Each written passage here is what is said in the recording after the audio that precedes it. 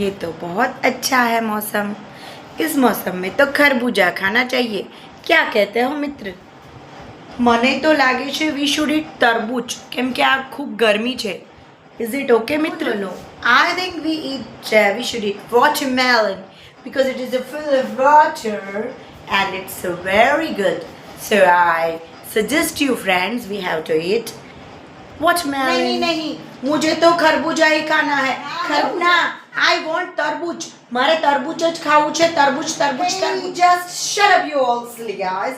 We eat watermelon bro. It's so wonderful, full of water. तरबूज લઈ લો तरबूज લઈ લો મીઠા ને રસીલા तरबूज લઈ લો. वो देख खरबूजा. આ તો तरबूज છે, तरबूज. watermelon. oops, खरबूजा ही तरबूज છે.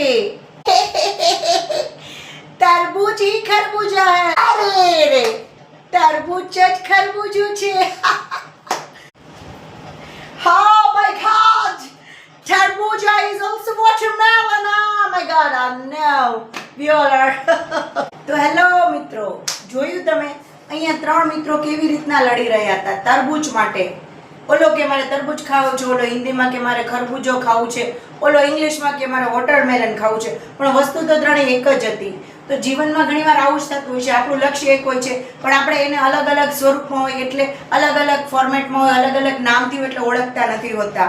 તો આપણે કલેશ કરી દેતા હોઈએ છીએ, બરાબર. તો એવી રીતના ન કરવું જોઈએ.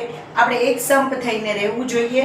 અને યુનિટી ઇઝ ધ સ્ટ્રેન્થ. ગુજરાતીમાં કહું તો સંપ ત્યાં જમ્પ. એટલે કૂતરા બિલાડા કાગડા ગધેડાની જેમ આપણે બાજવું જોઈએ નહીં, અને આપણે શાંતિથી રહેવું જોઈએ. કેમ કે ઘણીવાર આપણી મિસઅન્ડરસ્ટેન્ડિંગના લીધે આપણે સમાન ભાવી હોઈએ છીએ તોય અલગ ભાવના થઈ જતા હોઈએ છીએ.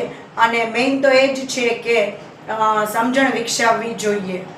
તો આજનો આપણો મોટિવેશન્સ આની ઉપર છે કે સંપ રાખો, અને બીજું કે તમારી સમજણ વિકસાવો. કેમ કે હકીકતે તમે બધા એક સમાન હોવ છો, પણ તમને ઘણીવાર અલગ અલગ લાગતું હોય છે. તો એની ઉપર એનાલિસિસ કરવું રહ્યું. ઓકે, તો મળીએ નવા શોર્ટમાં, નવા સ્પિરિચ્યુઅલ કે ઇંગ્લિશના શોર્ટમાં.